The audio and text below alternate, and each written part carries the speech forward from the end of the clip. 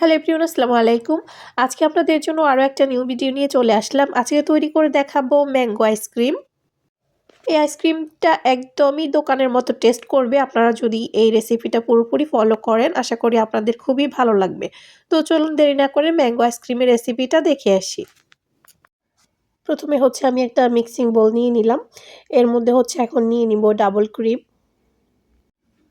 তো প্রথমে হচ্ছে আমি একটা দিয়ে দিলাম ডাবল ক্রিম, এরপর হচ্ছে আরেকটার হচ্ছে আমি হাফ ইউজ করব। মোট কথা হচ্ছে আমি 1.5টা ইউজ করব এখানে ডাবল ক্রিম। এরপর হচ্ছে খুব ভালো করে এগুলাকে এখন বিট করে নিতে হবে।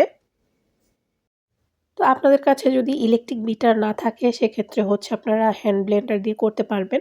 তবে হচ্ছে ইলেকট্রিক বিটার দিয়ে করলে রেজাল্ট খুব ভালো আসে। তো এটাকে বেশ কিছুক্ষণ বিট করে নিতে হবে। এটা হচ্ছে একটা ক্রিমি টাইপের হয়ে যাবে সে পর্যন্ত।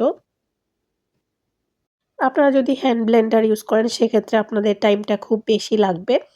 আর ইলেকট্রিক বিটার যদি ইউজ করেন সেক্ষেত্রে হচ্ছে টাইমটা খুবই কম লাগবে। খুব তাড়াতাড়ি কিন্তু এটা ক্রিম হয়ে যাবে। এরপর হচ্ছে এটাকে খুব ভালো করে আমি বিট করে নিয়েছি, দেখতেই পাচ্ছেন এটা ক্রিম টাইপের হয়ে গিয়েছে। এ পর্যায়ে হচ্ছে আমি দিয়ে দিচ্ছি কনডেন্স মিল্ক মিষ্টির জন্য। আপনারা চাইলে চিনি ইউজ করতে পারবেন। এরপর দিয়ে দিচ্ছি আমি ক্যানের মধ্যে পাওয়া যায় যেই ম্যাঙ্গো পাল্প গুলা সেগুলা। তো সেটা হচ্ছে আমি এখন দিয়ে দিচ্ছি পরিমাণ মতো। তো সেটা হচ্ছে আমি দিয়েছি মোট আ হাফ কাপ থেকে বেশি হবে।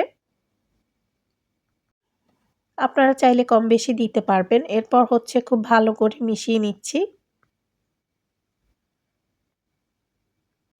আপনাদের কাছে যদি ফ্রেশ ম্যাঙ্গো থাকে সেক্ষেত্রে হচ্ছে আপনারা ফ্রেশ ম্যাঙ্গোটাও ইউজ করতে পারবেন ব্লেন্ড করে। তো খুব ভালো করে হচ্ছে আমি মিশিয়ে নিয়েছি। এখন হচ্ছে আমি যেই বক্সে আইসক্রিমটাকে সেট করব সেই বক্সের মধ্যে নিয়ে নিচ্ছি।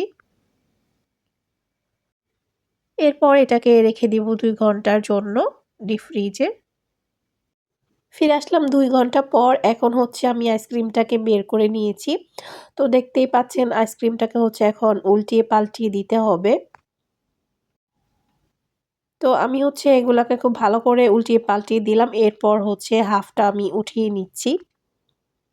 কারণ হচ্ছে আমি এর ভেতরে হচ্ছে ম্যাঙ্গো পাল্প ইউজ করব সেজন্য। হাফটা উঠিয়ে নেওয়ার পর এখন হচ্ছে আমি মাঝখান দিয়ে দিব।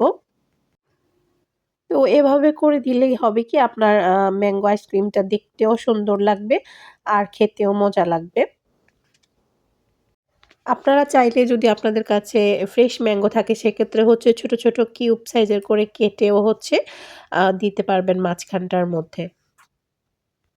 তো আমার কাছে ফ্রেশ ম্যাঙ্গো নাই তার কারণে হচ্ছে আমি এগুলা দিচ্ছি। আর এভাবে হচ্ছে আপনারা একবার হলেও ট্রাই করে দেখবেন। আ এই আইসক্রিমটা এত বেশি মজার হয়েছে কি আর বলব।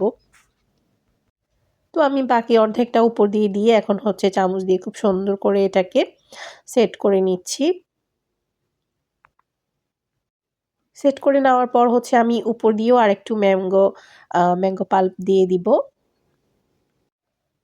তো এই যে এভাবে একটু উপর দিয়ে তারপর হচ্ছে আমি একটু মানে ডিজাইনের মতো করে দিব আরকি।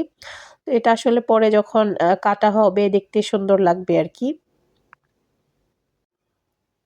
তো এরপর হচ্ছে আমি এটাকে ডিপ ফ্রিজে রেখে দিব প্রায় ৮ থেকে ৯ ঘন্টার জন্য।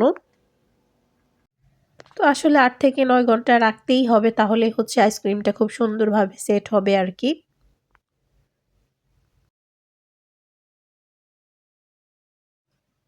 তো এখন হচ্ছে আমি দেখতেই পাচ্ছেন কিভাবে করে নিচ্ছি। এভাবে আপনারা যেকোনো পলিথিন দিয়ে করে নিতে পারবেন। অবশ্যই এটা করা ট্রাই করবেন। তাহলে হচ্ছে আইসক্রিমের উপরে আইস বসবে না। নয়তোবা আইসক্রিমের উপর দিয়ে আইস চলে আসবে তখন হচ্ছে আপনার আইসক্রিমটা একদম পারফেক্ট ভাবে হবে না আরকি। তো এভাবে করে নিয়ে তারপর হচ্ছে আমি ঢাকনাটাকে এখন বন্ধ করে দিব। আর ফিরে আসছি আমি প্রায় ৮ থেকে ৯ ঘন্টা পর। দেখাবো আপনাদেরকে আইসক্রিমটা। তো ফিরে আসলাম আমি এখন প্রায় ৮ থেকে ৯ ঘন্টা পর। এখন হচ্ছে আমি আপনাদেরকে আইসক্রিমটা সার্ভ করে দেখাবো। আর দেখতেই পাচ্ছেন আইসক্রিমের উপরে কিন্তু কোনো আইস জমে নাই। আর একদম পারফেক্ট ভাবে হয়েছে। তো এখন হচ্ছে আমি একটা সার্ভিং প্লেটের মধ্যে নিয়ে নিচ্ছি। তো এই যে দেখুন আইসক্রিমটা কতটা পারফেক্ট হয়েছে। আমি হচ্ছে আপনাদেরকে একটু কেটেও দেখিয়ে দিচ্ছি। আপনারা অবশ্যই এভাবে ট্রাই করবেন। আজকের ম্যাঙ্গো আইসক্রিমের রেসিপিটা এ পর্যন্তই ছিল। সবাই অনেক বেশি ভালো থাকবেন। আজকের মতো এখানেই বিদায় নিচ্ছি। আল্লাহ হাফেজ।